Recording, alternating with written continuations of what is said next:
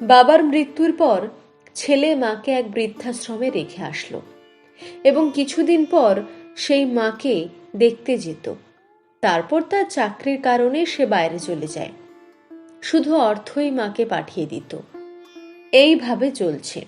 হঠাৎ করে একদিন বৃদ্ধাশ্রম থেকে ছেলেটির কাছে ফোন আসলো যে আপনি চলে আসুন, আপনার মার শরীর খুবই খারাপ। ছেলেটি মার কাছে চলে আসলো। মা ছেলেটির হাত ধরে বলল, বাবা, আমার একটা ইচ্ছার কথা তোকে আমি জানাই, যদি সম্ভব হয় সেটা তুই পূরণ করিস। ছেলেটি মাকে হাত ধরে বলল যে তুমি নির্দ্বিধায় বলো আমায় কি করতে হবে।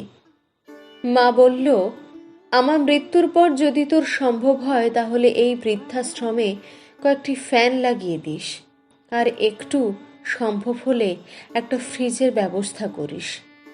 কেননা এই গরমে অনেক সময় খাবার খারাপ হয়ে যেত, ফলে আমি বেশ কয়েকদিন এরকম হয়েছে যে কিছুই খেতে পারিনি।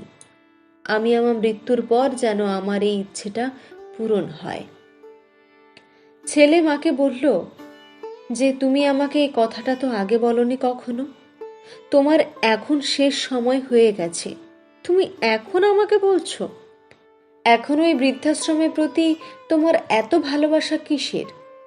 তখন মা বলল, না রে বাবা, আমি তো এখানে দীর্ঘদিন ধরে থাকার কারণে সবকিছুর সঙ্গে মানিয়ে নিয়েছি, কিন্তু আমার ভয় তোর সন্তান যখন তোকে এই বৃদ্ধাশ্রমে রেখে দেবে তখন তুই এর সঙ্গে মানিয়ে নিতে পারবি না। তাই আমি তোকে এই কথাটা বললাম।